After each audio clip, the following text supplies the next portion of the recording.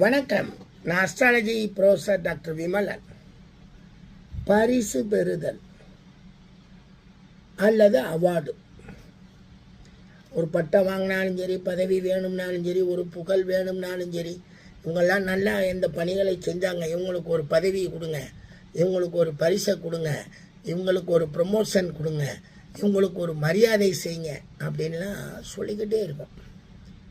அது என்ன சார், இந்த 10ஆம் பாவாதிபதினால தான் அது வருதா அப்படின்னு ஒருத்தர் கேள்வி. 10ஆம் பாவாதிபதியை தவிர வேறு யாருக்குமே அவார்டு கொடுக்கறதுக்கு அமைப்பே கிடையாது. 10ஆம் பாவத்தினால தான் வருது. அதனால தான் நாம் ஒரு தொழிலை ஒழுங்காக அன்றைக்கி அந்த காலத்தில் நம்ம செஞ்சப்போ சூப்பர் வேலைக்காரர், மரியாதைக்குரியவர், அவரை பேர் சொல்லி அழைப்பாங்க. அவர் தாங்க ஆசாரி, நம்ம லிங்கம் அப்படின்னு சொல்கிற மாதிரி அந்த ஒரு அவார்டு அவருக்கு, அந்த தொழிலுக்கே உண்டான ஒரு அவார்டு. மரியாதைக்குரியவருங்க, ரொம்ப அற்புதமாக தொழில் பண்ணுவாருங்க அப்படின்னா அந்த 10ஆம் பாவத்தின் தன்மை. அதை தொழிலாகவும் கொண்டு வரும் அவார்டு.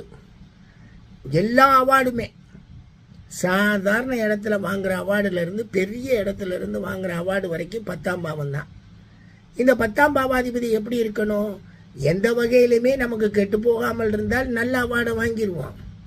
எங்கேயாவது போய் கெட்டு போய் இருந்தால் எங்கிட்டாவது போய் நம்ம அவார்டை வாங்கி அதை காப்பாற்ற முடியாத தன்மையெல்லாம் இருக்கும். சார், அவார்டு கொடுக்கறது பெரிய விஷயம் இல்லை, அதை நம்ம காப்பாற்றணுமே. இப்போ ப்ரொஃபஸர்னு நமக்கு ஒருத்தவங்க இது பேர் சொன்னாங்க. இன்றைக்கு வரைக்கும் அதுக்கு உண்டான நேர்மையாக நீதியாக எப்படி இருக்கணுமோ அப்படி தானே நம்ம இருக்கோம். நம்ம மற்றவங்க மாதிரி ஏமாத்துறதோ ஃப்ராடு பண்ணுறதோ கிடையாது. இந்த துறையை ஏமாற்றுத்துறைன்னு சொல்லக்கூடிய வன்மையாக கண்டிக்கக்கூடிய மனிதர்கள் இருந்தாலுமே நீங்கள்லாம் உங்களுக்கு தெரியாமல் கண்டுபிடிக்கிறீங்க.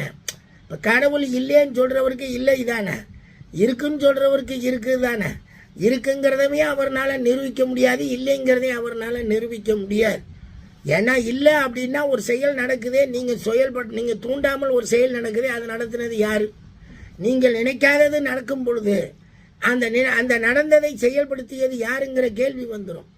எனவே அவார்டு அப்படிங்கிறது எப்படின்னு கேட்டிங்கன்னா எல்லாருக்கும் பொதுவானது. அதை வாங்கணும். 10ஆம் பாவம் கொஞ்சம் நல்ல அமைப்பை பெற்றிருந்தால் நமக்கு கவலையில் நல்ல அவார்டுக்கு நம்ம வெயிட் பண்ணலாம். நன்றிங்க.